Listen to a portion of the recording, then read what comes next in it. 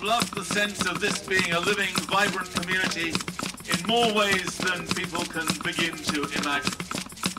A living, human community, first and foremost, as well as an ecological community that has massive value, that I think a lot of people understand when they get a chance to get to know it. To see what needs to be done now to protect the forest and ensure that this government's irresponsible, insane plans do not go ahead.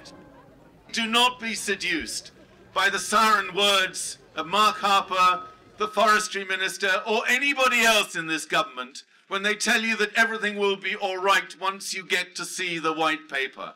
That is just a whole farrago of lies, lies and lies.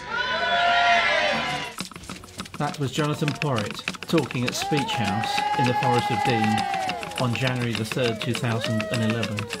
The Public Bodies Bill was about to go through Parliament. A bill that would give the Secretary of State the power to sell off all of the public forest estate into the hands of private developers. The rally attracted over 3,000 people from all walks of life and ended with a symbolic burning of Parliament. The meeting at Speech House on that very snowy, stormy day, it couldn't have been better really. It was a snowstorm, but thousands and thousands of people turned out that day. And I think the key thing was that it was a complete cross-section of the community.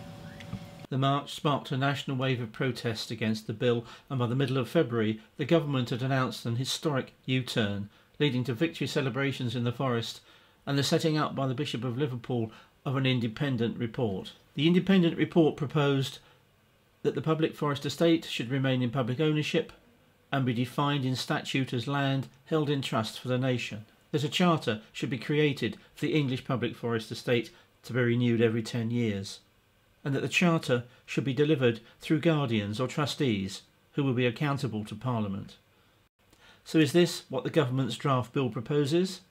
No, it is not. The principle of land held in trust for the nation is nowhere to be seen. The charter was removed from the first draft of the bill and only reinstated after pressure from Hoof and other forest groups, but we will not know what form it takes until the final bill is published. And the guardians, envisaged by the independent panel as the ultimate safeguard, have been sidelined and downgraded to a toothless and powerless watchdog. In his New Year message, Rich Daniels says that the time has come again for everyone to engage with the fight to save our forests from predators.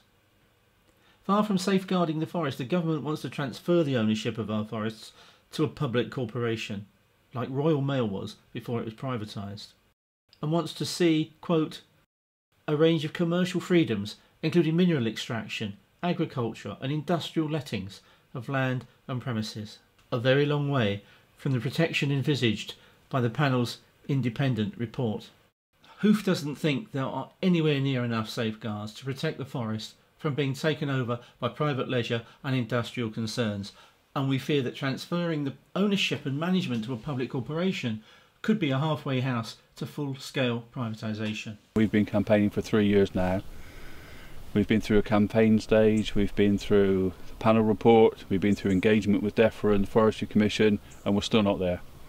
We're still not safe. We need to work harder to get a good solution for everybody, and to make sure that the public forest estate is safe in perpetuity for us all. And that's where we need to keep on fighting. This land is your land, this land is my land, from the coast of Cornwall to the Scottish Highland, from the sacred forests to the holy islands. This land was made for you and me. As I walked out through the homeless counties, the traffic raging all around me, I closed my eyes and dreamed how it could be. This land